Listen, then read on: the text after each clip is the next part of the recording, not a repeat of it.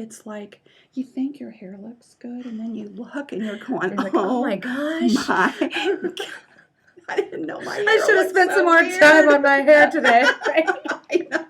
It's crazy.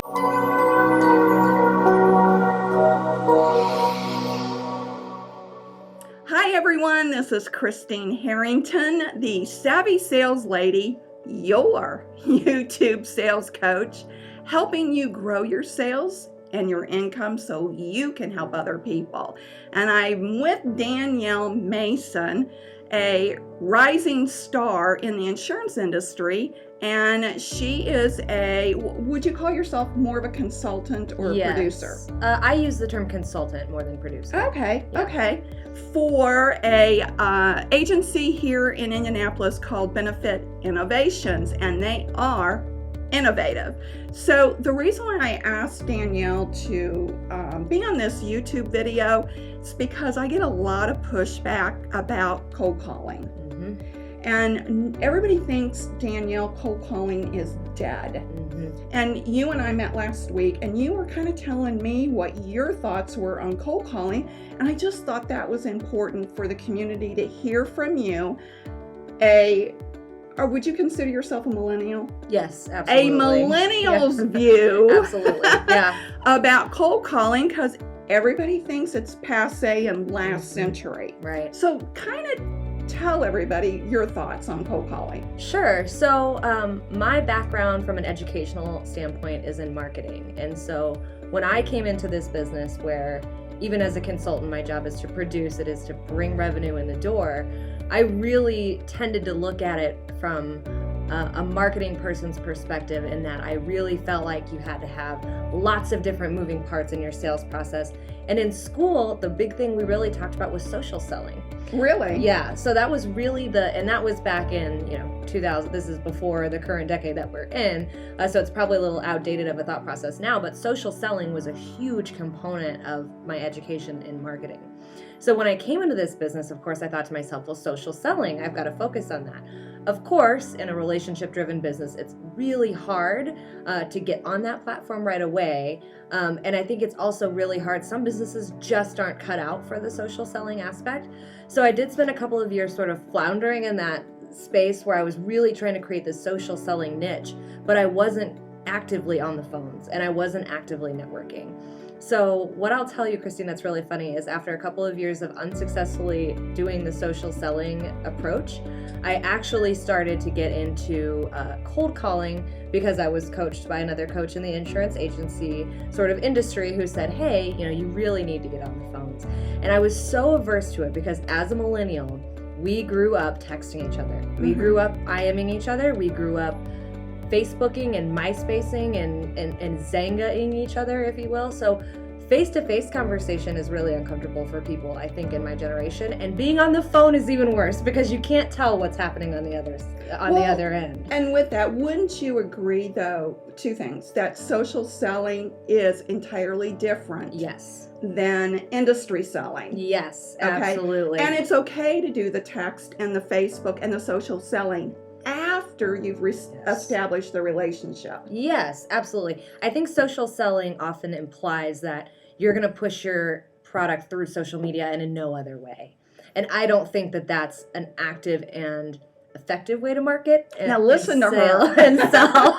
Now I love it. I love LinkedIn and Facebook and Twitter just as much as the next person. But I really think that that's something that bolsters your reputation. It should not be what creates your reputation or necessarily the only delivery method of what you're doing, of your messaging. It needs to come in a lot of different ways. So when I first started cold calling, I probably called at least 500 people before I ever really got to talk to someone, a live fish, as it were. 500 people. Now I'm going to ask you this question.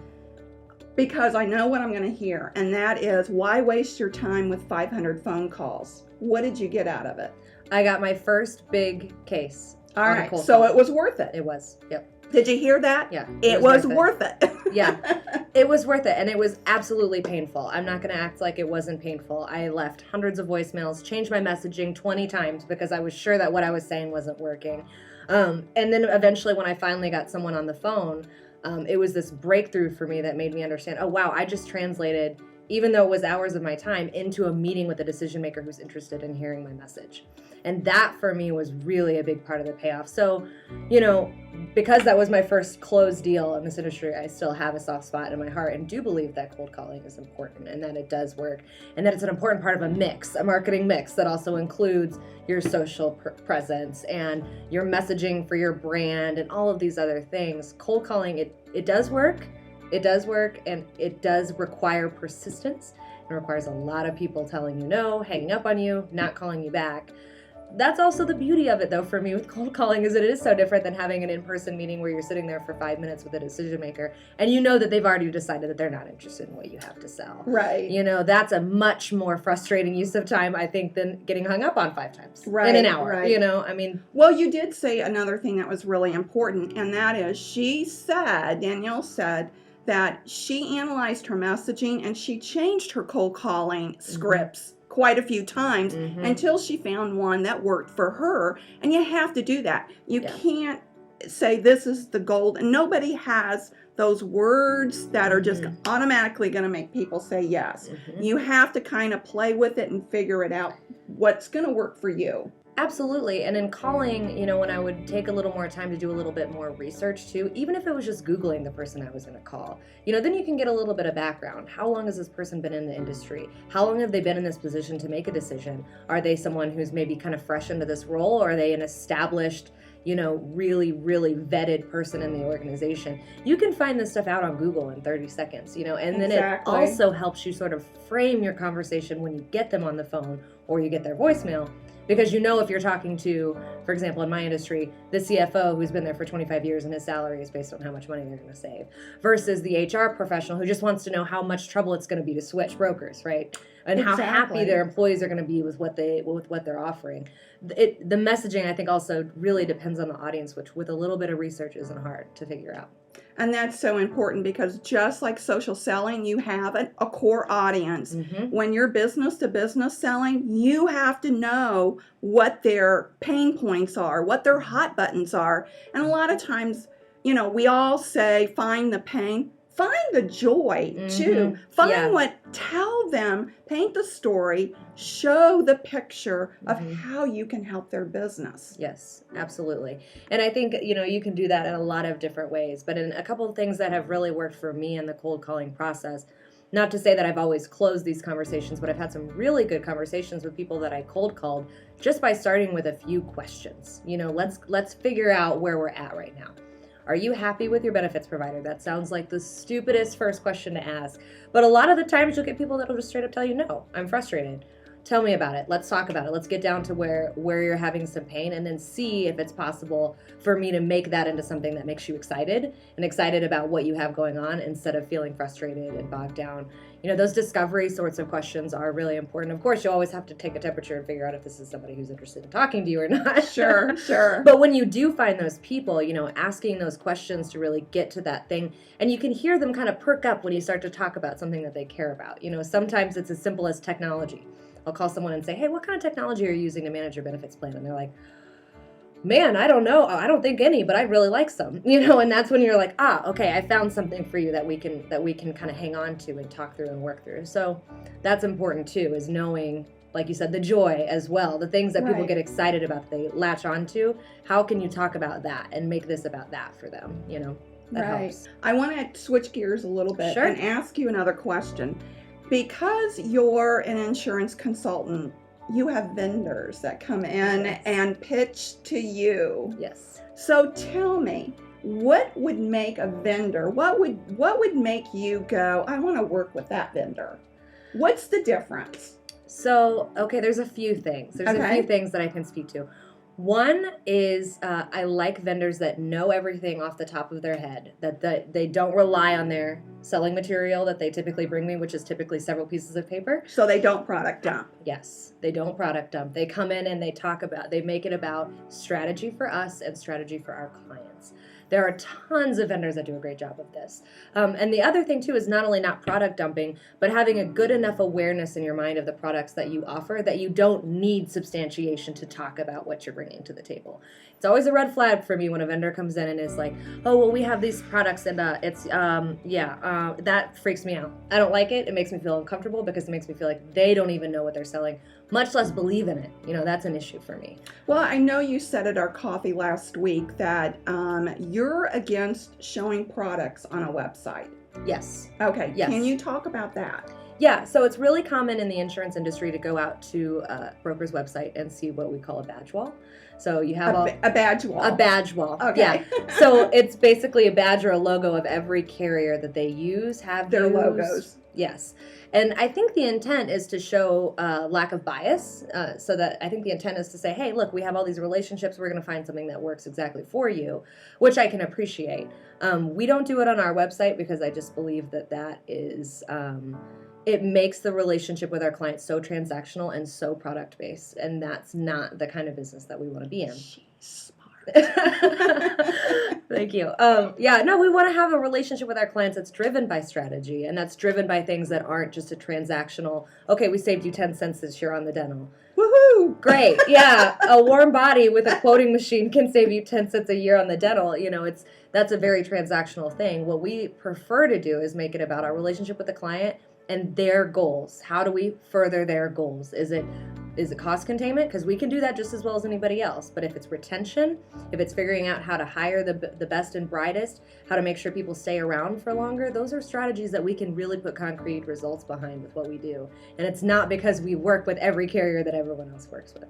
So you're selective about the vendors that you work with, and you just don't want to be a agency that you're not trying to be an everything for everybody. No. Got it. No, okay. No. Yeah, my belief and our belief here is find something you're good at and that you're passionate about and be really good at that one thing. Not everyone has to be Walmart. Walmart can take a share out of every piece of your wallet when you walk in the door. You can grocery shop there, you can get your clothes there, your toiletries, technology, you need to buy batteries, you need some tires for your car. They're going to take a little bit out of every piece of your wallet, and that's a great marketing strategy. We're just not Walmart.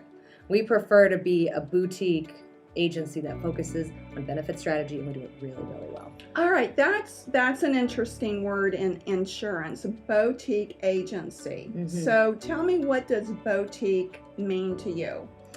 More specialized? Yeah, for us, really we use the term boutique to explain that what we do is very non-transactional and that it's a very intimate experience for even the smallest of clients.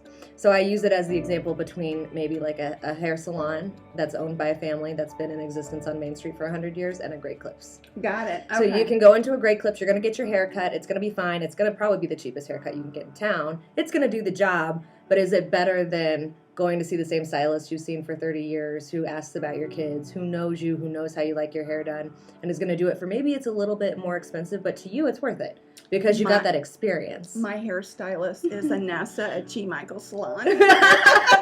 Right, and you will never change, right? No. You'll never change because you found the right person with the right expertise to do what you need to do at a level for you that's like never going anywhere else. Right. And that's another thing behind that word boutique is that we have a ton of clients that are very, very long-term because they found that experience with us where it's like, hey, I know I'm not going to get any better anywhere else. I'm not even going to go look. That sort of thing. Sure. So any parting words of wisdom for the viewers out there? Parting words of wisdom. Let me go silence my phone. It would have been smart for me to do that before this. So Danielle, any parting words of wisdom for the viewers? I think my biggest piece of advice for anybody who's in sales is to remember that for the 9 or 10 times that you don't have a win that day, the days where you do have a win makes it worth it. So have a thick skin, understand that not everything is going to work, and then understand that the longer you stick with it and the more you try to develop your sales strategy and the more committed you are to it, the more results you're going to get in the long term. I mean, I'm a millennial. I have a lot of friends who've already had 4 or 5 jobs at this juncture in their lives because we've been out of college for quite some time at this point. And this is the only job I've had outside of school, and I'm not going to say that that's ideal for everyone, but I do think that it does take that much time to really be aggressive and concrete and successful in sales is to commit to something and stick with it even if it's not working out right away. I think I may have to have you back on. Oh, I would love that. That would be so much fun. That would be so much fun. Yeah. Well, again, we're wrapping it up today. So if you haven't subscribed to my YouTube channel, go ahead and hit that subscribe button so you won't miss an episode, so you can learn more to help other people. And remember, sales is a journey. It's not a quick trip around the block. It is not. Bye-bye. Hi, everyone. Christine Harrington, the Savvy Sales Lady, your YouTube. There we go. There we go. Yeah, Version there we 1. go. We got it out of the way.